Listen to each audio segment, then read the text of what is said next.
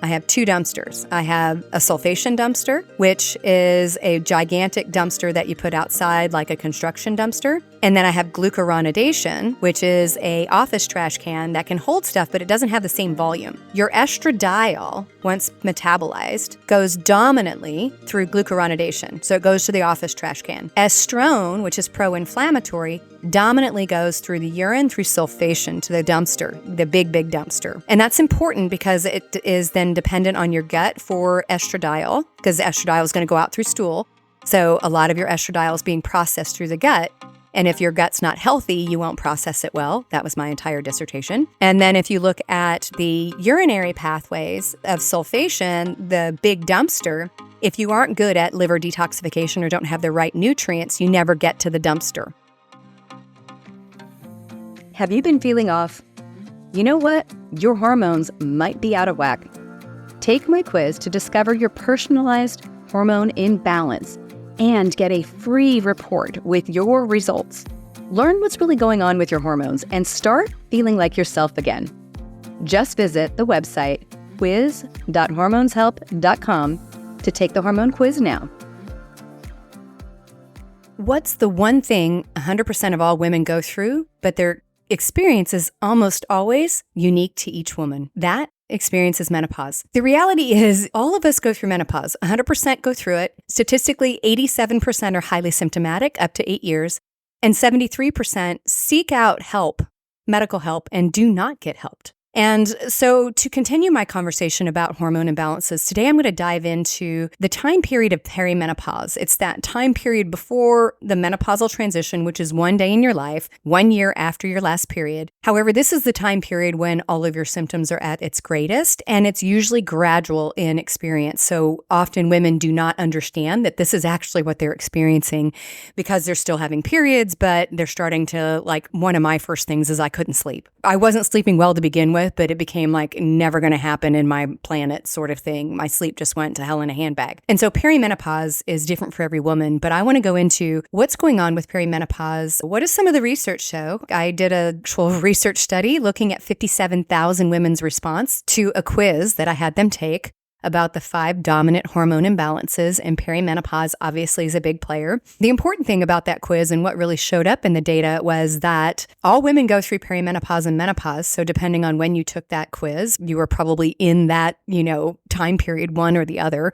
But there are other hormones can equally have a disrupting effect, particularly adrenal function and cortisol. But perimenopause is, I think, very confusing for women because it is so very different for everybody. And we've been trained by the media to think that we're looking for hot flashes or night sweats. And if you aren't getting those right in that moment, then you must not be in transition, which is farther from the truth. To be honest, I never had a hot flash. That was not my symptom. I had plenty of other things, but I did not have that. So let's dig in. Perimenopause, right? So again, I said the average woman spends 8 years in perimenopause experiencing symptoms of that transition, which means that that's a bell curve, right? So on the one end of the bell curve, on the far left side, it's going to be almost no symptoms. And then on the other end, it means symptomatic for up to 16 years, if 8's the average. So a lot of women experience things for a really long time. My experience of perimenopause started in my late 30s, and I was through menopause by 49 years old. So I experienced a lot of hormone disruption, and I experienced a long-term effect of those hormone changes. So perimenopause is when we start to see fertility changes. So the hormone scenario that we start to see is we see in a fluctuation in the secondary hormone called progesterone. We have 3 estrogens. We have estradiol produced by our ovaries. We have estriol that's actually produced by the biotransformation or detoxification pathway in the liver off of 16-alpha hydroxyestrone.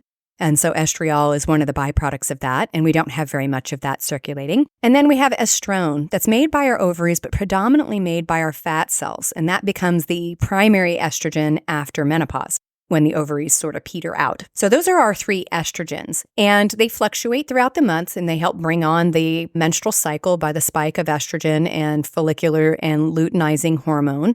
that are both pituitary hormones. That is what causes us to ovulate. And then estrogen kind of bottoms out and then peaks again for the next 7 to 10 days as we head into our period. The other hormone that counterbalances that is progesterone. It is busy in the second half of the cycle, post-ovulation. And it's actually the ovulation process that shoots the egg out into the fallopian tube, and the compression and the encapsulation of the corpus luteum is where progesterone is made in the ovary. And so what we see is we become anovulatory, which means that we're not always popping an egg out during perimenopause. So we may not always be producing eggs. And so fertility is affected. But because of that, we don't see the same spike in progesterone. And so what are some of the common symptoms of that? We might get sleep disruption because progesterone helps us stay asleep and helps us utilize GABA more effectively in the brain. So it's also anti-anxiety. So we might see like anxiety or stress response being amplified. Again, sleep may be affected. We might feel more triggered and more irritable. What we may often see too are other signs of what we call estrogen dominance. Now, estrogen dominance is when estrogen is elevated relative to the level of progesterone. Sometimes that can naturally be occurring because we've got some hormonal imbalances that are somewhat genetic or metabolic in nature, like polycystic ovarian syndrome or pseudo polycystic ovarian syndrome, where we've got metabolic changes that affect the function of estrogen and progesterone. But a lot of times we will be estrogen dominant because of the lack of progesterone in the second half of the cycle. And so what often happens there? So when we're estrogen dominant, we can start seeing things like melasma. So one of the things that I saw was, brown spots on the face, and that's a sign of estrogen dominance. We get some, excessive browning, these little patches of spots. That is often happens too when women are pregnant, but we see it in perimenopause. I started seeing acne. I hadn't had acne since I was like an early tween. And all of a sudden, I started getting deep cystic acne on my chin and underneath my chin and along my lower jawline. And that was definitely a sign of hormonal imbalance. And it would be painful and it would get way worse in the second half of my cycle. I also started to notice weight gain, particularly around the hips and thighs and lower abdomen. And so, excessive weight can be also a sign of some perimenopausal hormonal imbalance, and especially around your abdomen and hips and thighs. And it's what I call the jiggly bits, the stuff on the outside that makes it harder for you to lose weight because they're subcutaneous fat. And so we can get kind of a conglomeration of imbalances that result in these symptoms. And then all the perimenopausal symptoms you can imagine: joint pain, irritability, mood swings, weeping, crying, anger. All the things that you associate can all be part of this perimenopausal time period. And so when I had the women do the quiz, I had 57,000 women take this quiz, and there was always a dominant hormone imbalance. And so depending on where the women were, if they were premenopausal, so before complete cessation of the period, they were going to fall into some of those symptoms as well. And so perimenopause was a big part of it. And one of the things that I found was when I started looking through the data, a lot of the women that were in this time period said that depending on where they were in age, like what their age was, that they experienced significant weight gain, right? That this seemed to be sort of this dividing line. And I know for me, it was kind of like a door closed and all of a sudden my metabolism was very different. And so it was very evident that something was happening, and that mirrored in the data that the women were like, hey, this seemed to shift my metabolism. So what I'm going to cover today is specifically what ways we can affect estrogen metabolism and this early sort of perimenopausal symptomology nutritionally to help your body function a little bit better.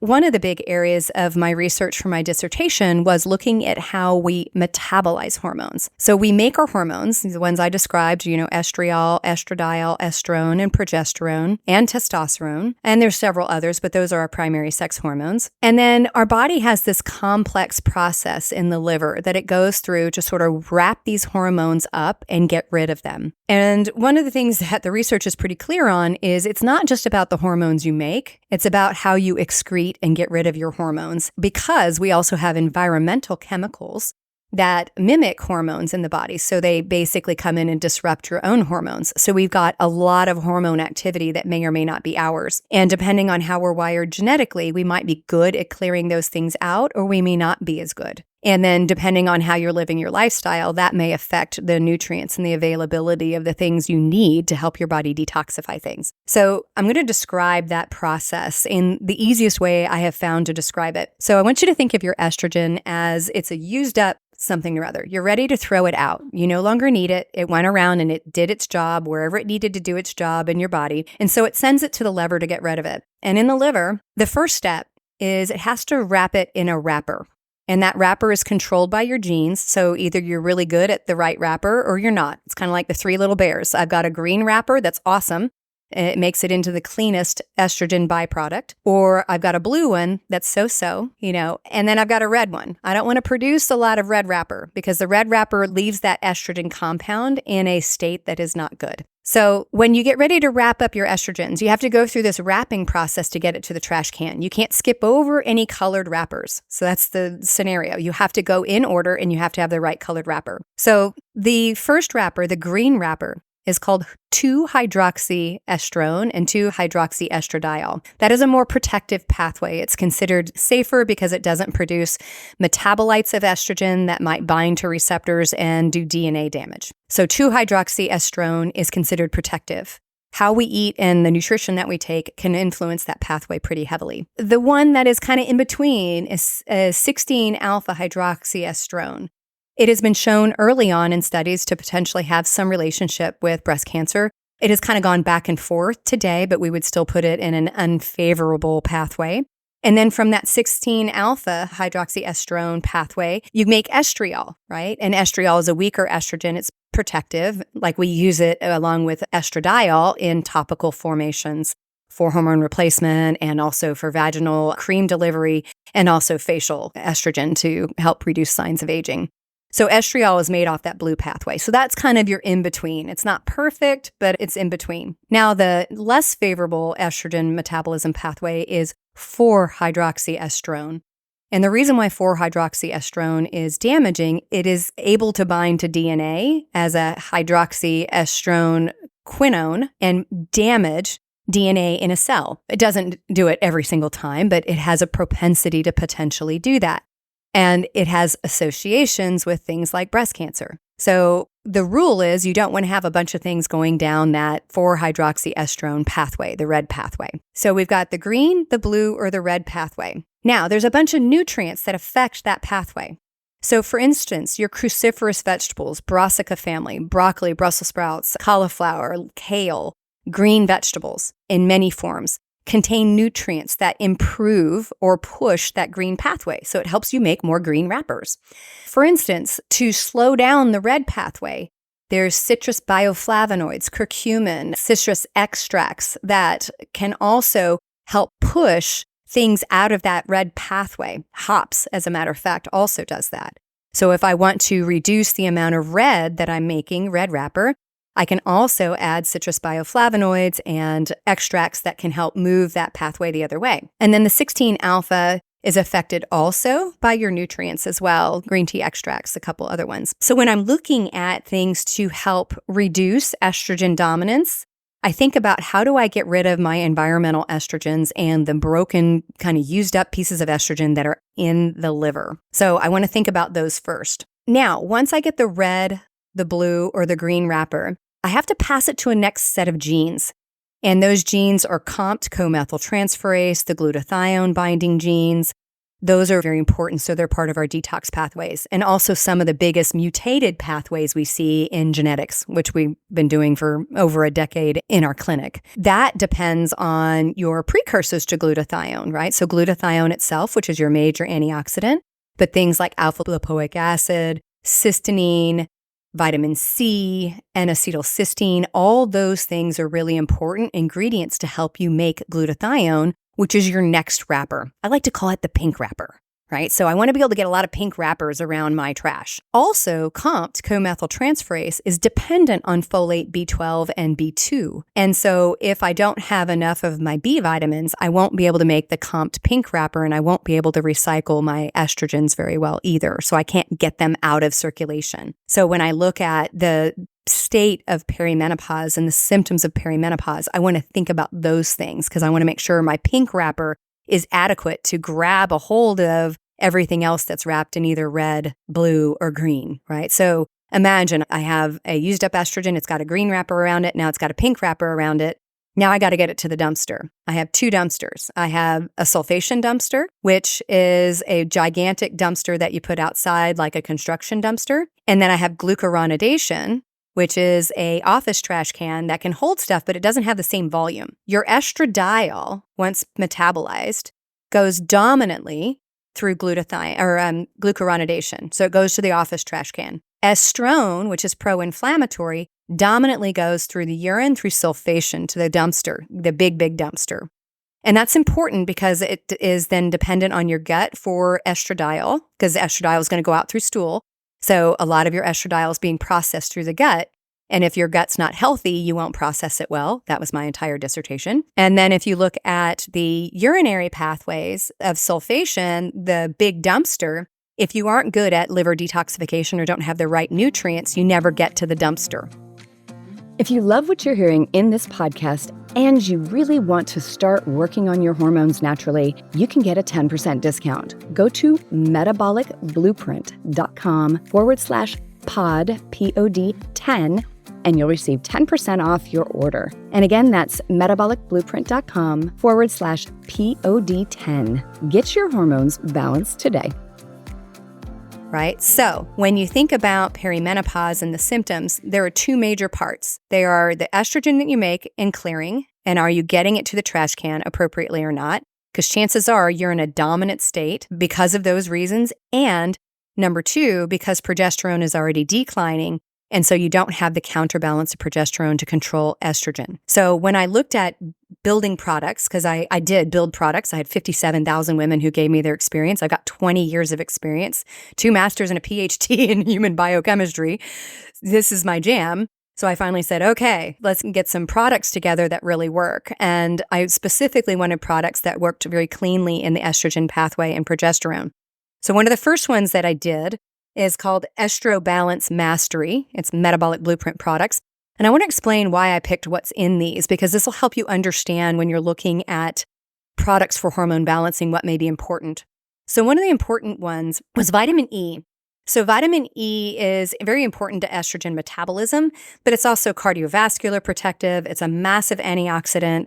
The geranol, which is an active ingredient in vitamin E, mostly found in the form of a natto vitamin E, also protects osteoblast activity and improves it in bone turnover. So it's hugely important. It's a hugely important fat-soluble antioxidant and fat-soluble vitamin that we need. But a study in Cancer Epidemiology, Biomarkers and Prevention in 2002 looked at vitamin E and the 2-hydroxylation estrogen pathway, which is the beneficial pathway. And what it found is that it sort of kicked it into high gear, right? So it helped make more green wrappers. That's super important.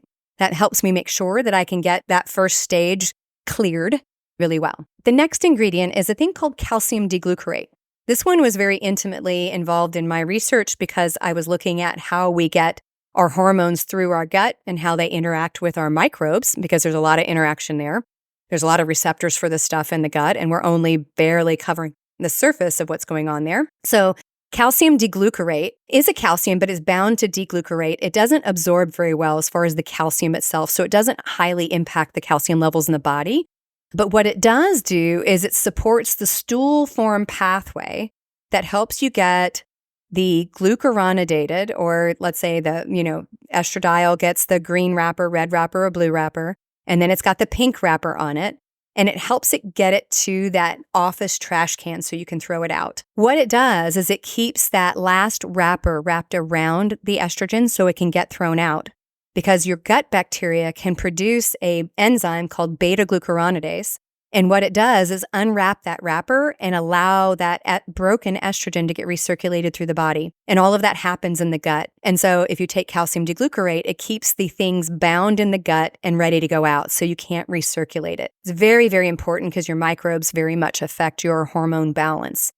And so calcium d-glucarate is very valuable in that pathway. And one of the early research studies that looked at it was Alternative Medicine Review, that really looked at that calcium d-glucarate can help eliminate not only the hormones, but also various estrogen-like toxins, your BPAs, your pesticides, your herbicides, your phthalates, those things can be influenced by calcium D-glucarate.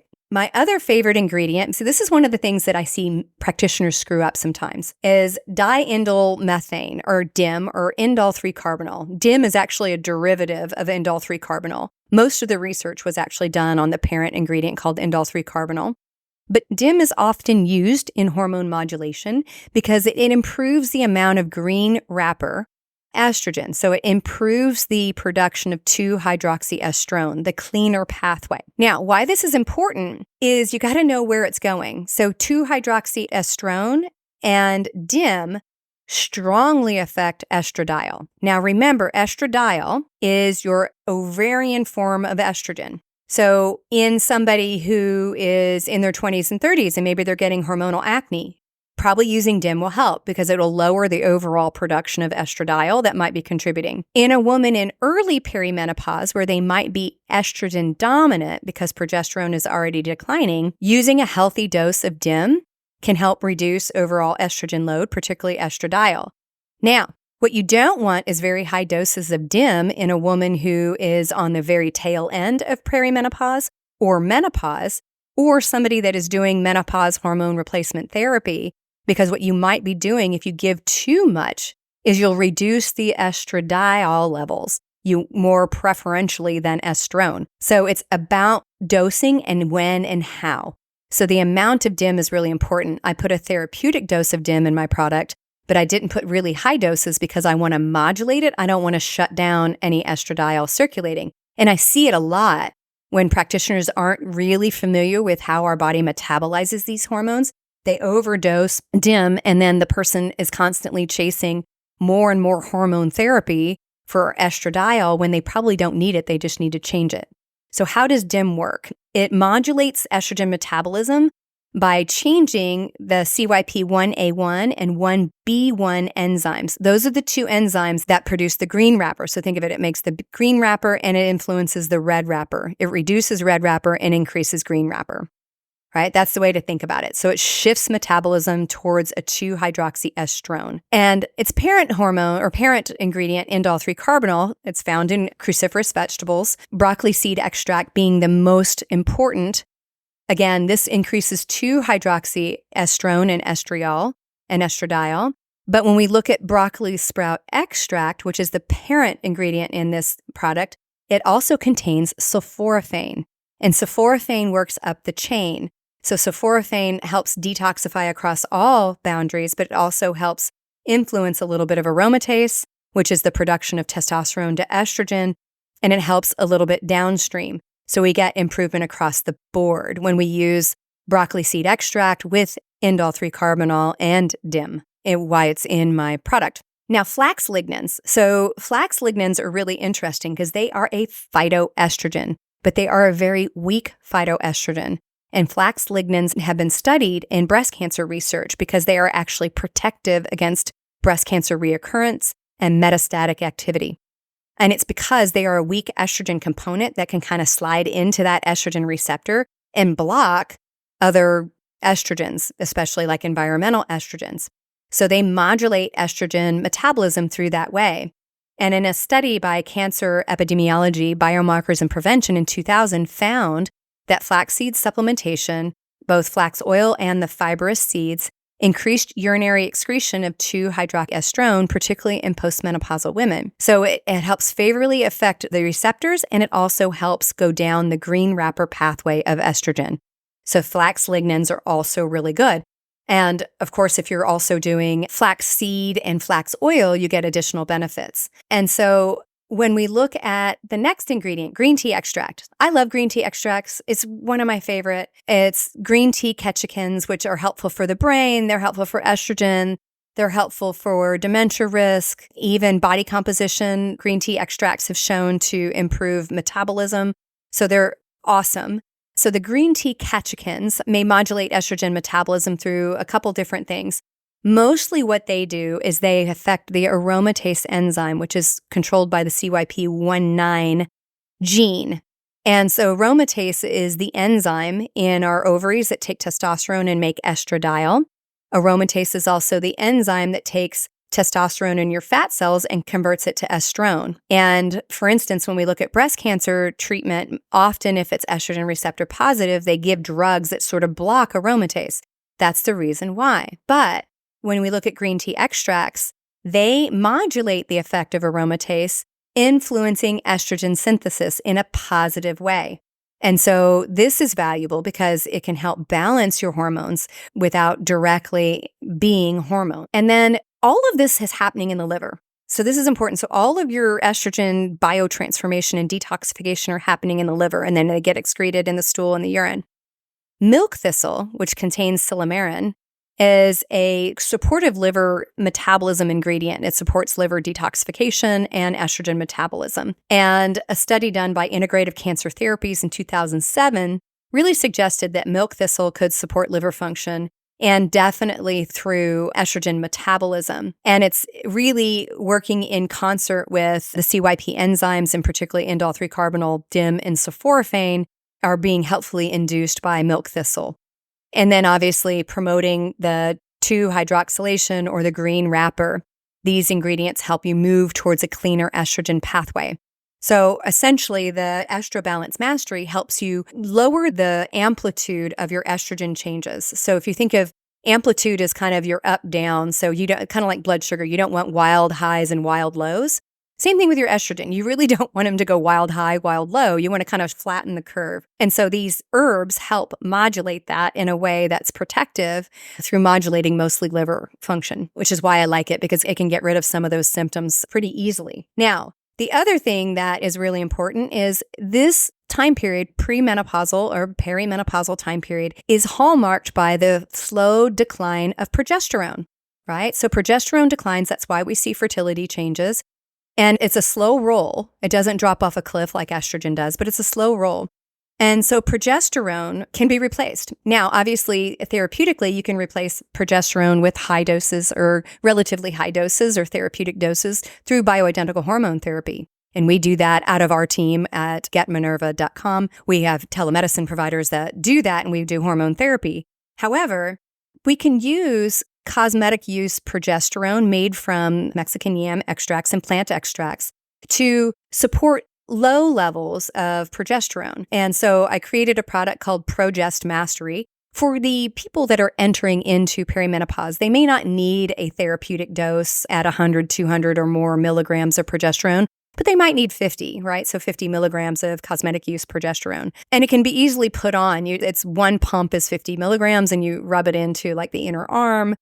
And where I see this type of intervention help is that second half of the cycle, usually about day 14 through 28 from the first day of your period, is where progesterone should be climbing. And often if we use a little bit of that during that time period, it usually improves the bloated, cranky, angry, irritable sort of symptoms that we get, sleep issues. Progesterone's really valuable sleep.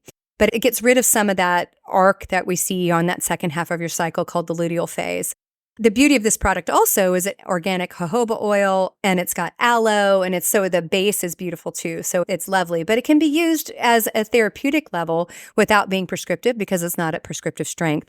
And so I love it for that. Now, if somebody's on the tail end and they are at the point where they might need hormone replacement because they're going through menopause, and then I would say you probably want to go to a therapeutic dose and start working with somebody to actually replace your hormones prescriptively. But we can often intervene with some over-the-counter stuff very early on. So Progest Mastery helps sort of balance. And like I said, early on, I do it, after ovulation through the day I start the period again, to mimic what your body naturally does. Now, if you have incredible sleep problems, you could try using it every night and do it at bedtime because progesterone induces a little bit of sleep because it helps GABA, and often so it can help be a little bit relaxing. So you would use progesterone at night, but it can be super valuable. The other thing that I honed in on, if you listened to my podcast last week, you'll know that stress chemistry and adrenal problems supersede all the other hormones. And it is by far the most dominant answer that we get on my hormone quiz. The other part is if you're really stressed out, which I don't know any woman in their 40s and above, maybe way out of retirement. Sometimes people aren't super stressed out, but most of us spend these decades just like burning the candle at both ends. But being able to control the cortisol and especially reduce the amount of free circulating cortisol by allowing it to metabolize to its inactive form, which is cortisone, which allows your body to sort of down-regulate that stress response and calm you down. The other product I use a lot in perimenopause, and it's part of my perimenopausal bundle, is a thing called Stress Balance Mastery. And it's a combination of philodendron and Magnolia officinalis bark, which is called Relora. It's been studied, that actual ingredient has been studied heavily because it helps metabolize cortisol in a more positive way. So you don't have excessive free cortisol circulating. So it's calming without sleep inducing. So it's anti-anxiety producing. And it's also got a little bit of L-theanine in it, which helps improve GABA levels, which GABA is your natural anti-anxiety neurotransmitter. So between those ingredients, you get a kind of 1-2 punch to kind of calm things down, because the reality is your progesterone levels will decline and be more stiffly in decline if you are stressed out, because your body, the hypothalamus and the pituitary in the brain are going to tell your body, divert efforts from making progesterone into cortisol when you're stressed out. And then when everything sort of balances back out, it can shift back to producing more progesterone if you still have the capacity to produce it. And so stress will induce a progesterone deficiency situation all on its own. And a lot of women going through fertility issues, that's playing a role for them. And so the Stress Balance Mastery is my other sort of packaged product in this suite of products for perimenopause. You know, like I said, we're focusing on helping estrogen get metabolized properly and sort of flattening the curve a little bit of your estrogen spikes during perimenopause. We're improving progesterone by making sure we have a little bit of progesterone on board. And also flattening the curve of estrogen does help the progesterone that you're making balance it more sufficiently. And then Stress Balance Mastery helps convert cortisol to cortisone, inactivating it and helping your body modulate cortisol better so it gets the brain message to make more progesterone.